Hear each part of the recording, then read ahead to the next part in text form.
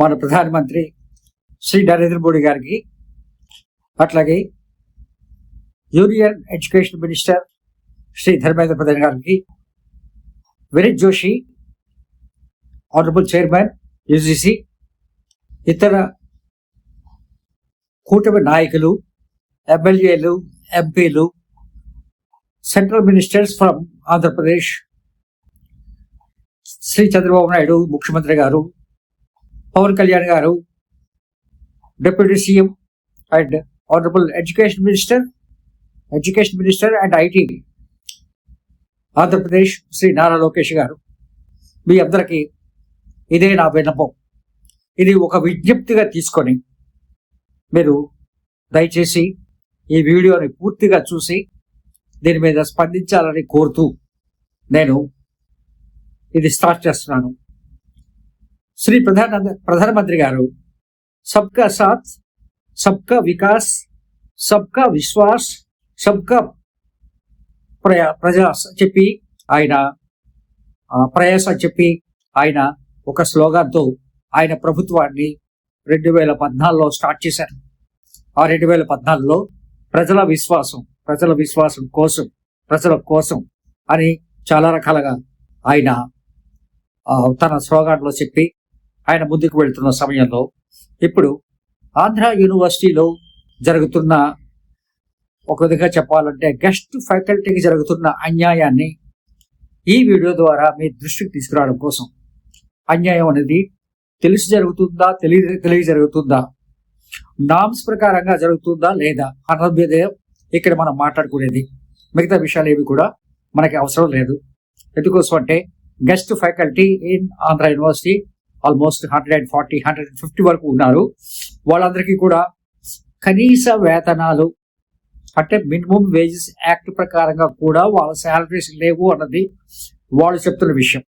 నిన్న Andhra university PC registrar office దగ్గర వాళ్ళు చేసిన ధర్నా నా దృష్టికి వచ్చిన తరుణంలో నేను కేంద్ర ప్రభుత్వ పెద్దల దృష్టికి, ఆంధ్రప్రదేశ్ ప్రభుత్వ దృష్టికి ఈ విషయాలు తీసుకురావాలనుకుంటున్నాను.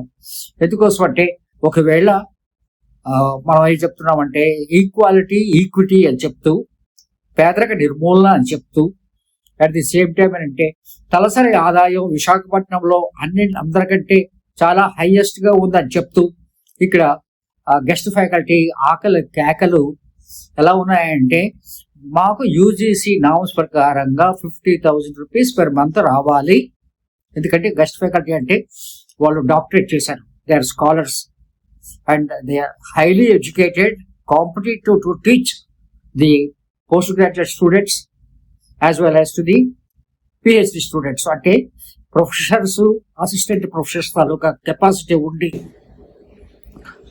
కానీ గెస్ట్ ఫ్యాకల్టీగా పేర్కోబడుతూ వాళ్ళు చేస్తున్న సర్వీస్కి ఇస్తున్న వేజెస్ ఎంత, వాళ్ళే ఉంటున్నారంటే మాకు ఒక సబ్జెక్ట్కి 6 monthsకి 45,000 ఎంత వస్తుంది.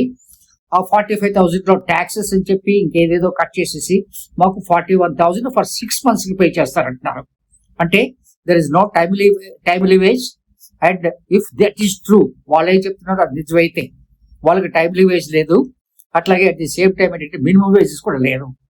అట్లాగే యూజీసీ నామ్స్ ప్రకారంగా ఎస్టాబ్లిష్ అయిన ఒక university, whether it is Andhra university or any university, ఇది statutory body. Andhra university is statutory body.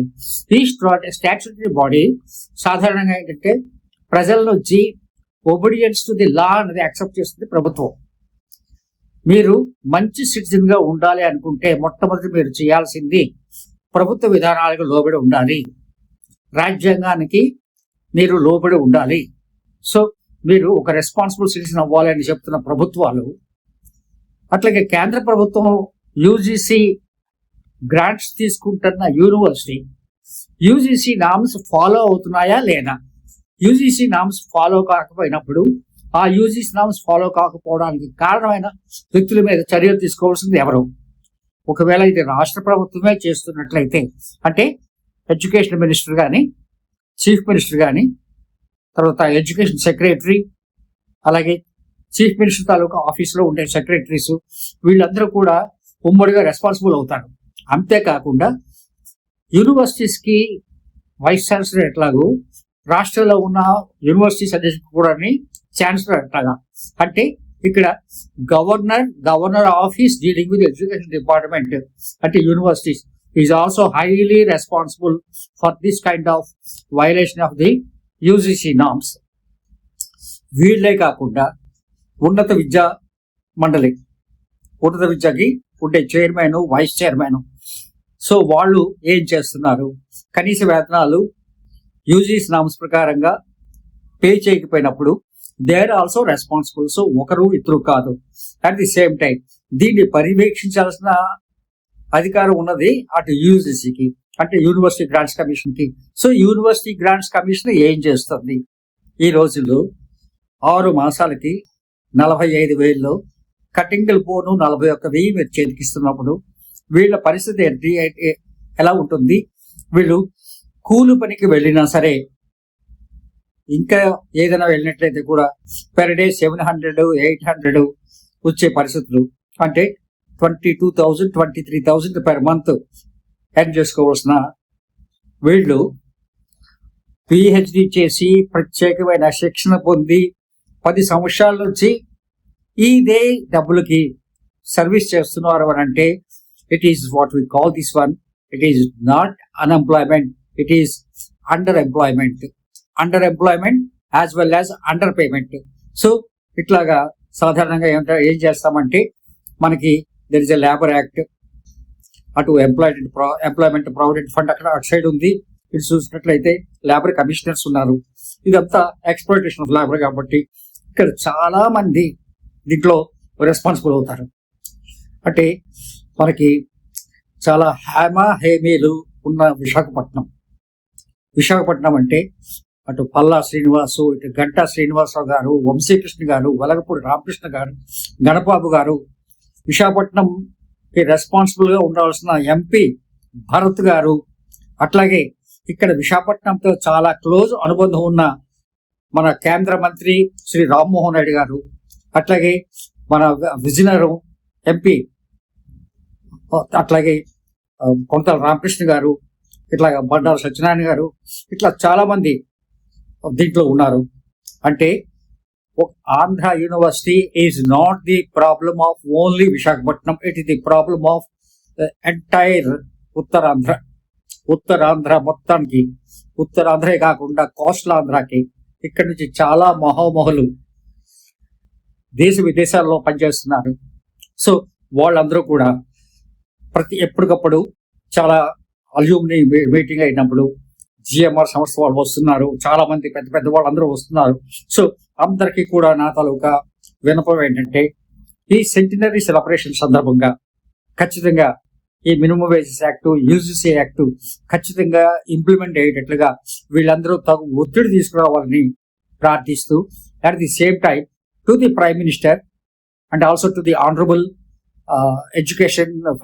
Union education minister, Andhra Pradesh education minister, chief minister, at the same time UGC chairman అందరికీ కూడా నా సవివరమైన వినపం ఏంటంటే ఇది ఇట్లాగా గెస్ట్ ఫ్యాకల్టీని వాళ్ళ ఫ్యామిలీస్ని ఇబ్బందికరమైన స్థితిలో ఉంచినట్లయితే యూనివర్సిటీ రెప్యుటేషను, ప్రభుత్వ రెప్యుటేషను ఏమవుతుంది?